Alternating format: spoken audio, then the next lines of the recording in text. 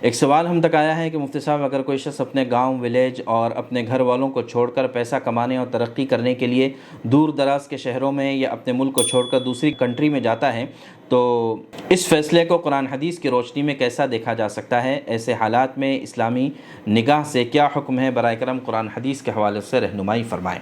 بہت اچھا سوال انہوں نے کیا ہے کہ اگر کوئی آدمی اپنی روزگار کے لیے ہجرت کرنا چاہتا ہے تو قرآن کریم میں اس کی اجازت ہے، بلکہ قرآن کی ایک آیت تو یہ کہتی ہے هو الذی جعل لکم الارض ذلولا فامشوا فی مناکبها وکلوا من رزقہ والیہ النشور، کہ اللہ تبارک تعالیٰ کی ذات وہی ہے کہ جس نے تمہارے لیے زمین کو نرم بنایا تاکہ تم اس کے راستوں پر چل سکو، یعنی سفر کر سکو، اور اس کے رزق میں سے کھاؤ۔ یعنی اللہ تبارک تعالیٰ نے کسی کا رزق کہاں پر، کسی کا رزق کہاں پر رکھا ہے، تو لہٰذا رزق کے لیے سفر کرنا، مختلف مقامات پر جانا، اس میں کوئی حرج نہیں ہے، بلکہ اللہ تبارک تعالیٰ نے رزق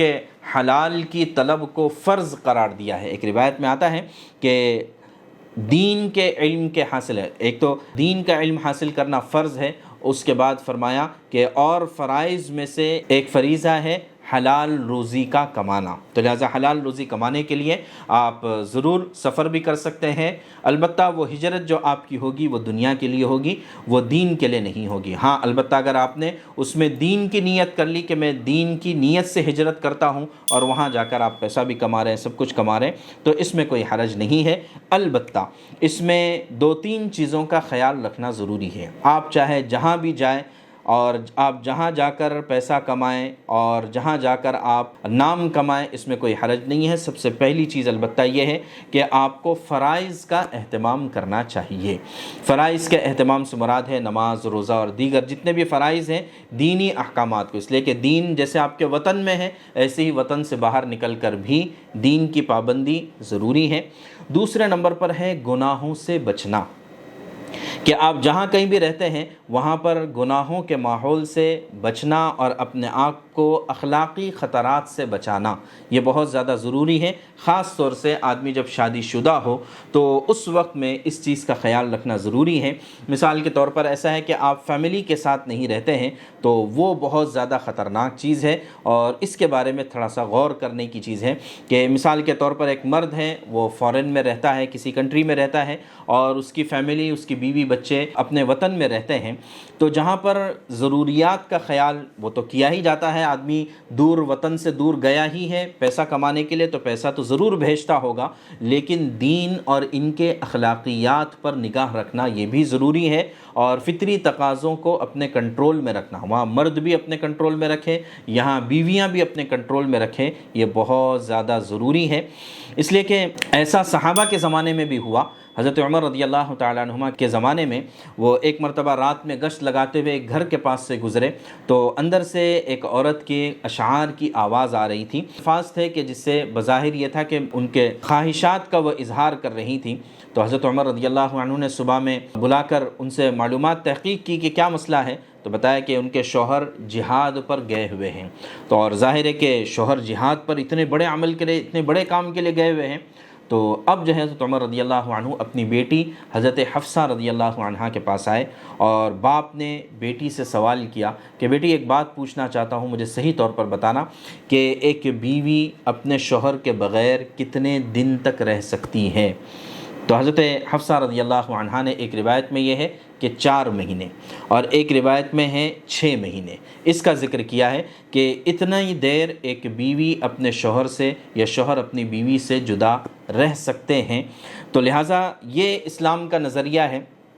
کہ 4 مہینے، زیادہ سے زیادہ 6 مہینے میاں بیوی ایک دوسرے سے جدا رہیں تو ایک دوسرے کو گویا کہ کوئی خیانت نہیں کریں گے، اس بات کی گارنٹی ہے۔ لیکن ظاہر ہے کہ یہ 4 مہینے 6 مہینے صحابہ کا زمانہ تھا۔ آج کے زمانے میں جہاں پر گناہ عام ہو چکا ہے، بے حیائی عام ہے، اور ہر ایک بڑی آسانی سے کسی گناہ میں، اخلاقی خاص طور سے گراوٹ میں مبتلا ہو سکتا ہے، تو وہاں پر تو 4-6 مہینے بھی بہت زیادہ ہے،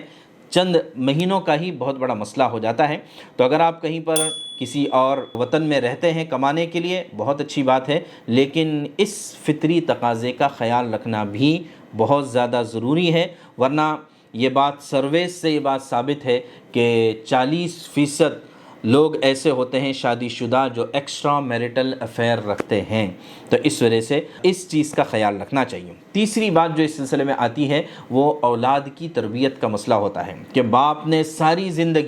ساری زندگی وطن سے دور پیسہ کمانے میں لگایا اور پیسہ خوب لا کر اولاد کو دے دیا، لیکن ان اولاد کی صحیح تربیت کرنے والا ہی کوئی نہیں تھا۔ ماں اپنے حد تک کر سکتی ہے، لیکن باپ کا بھی ایک بہت بڑا رول ہوتا ہے اولاد کی تربیت میں، تو لہٰذا یہاں ان کا کوئی پرسان حال نہیں، اور سارے پیسے اور ساری چیزیں جو بچوں کی صحیح تعلیم اور تربیت پہ لگنی تھی وہ نہیں لگ سکی، اور جب بوڑھا ہو کر ریٹائر ہو کر جب باپ واپس اپنے وطن میں آتا ہے تو یہاں بچے بے راہ روی کا شکار ہوتے ہیں، باپ سے کوئی کنیکشن باقی نہیں رہتا ہے اور والدین کی عزت اور احترام باقی نہیں رہتی، تو بتائیں کہ ساری زندگی اتنا پیسہ کمانے سے ہاتھ میں کیا آیا؟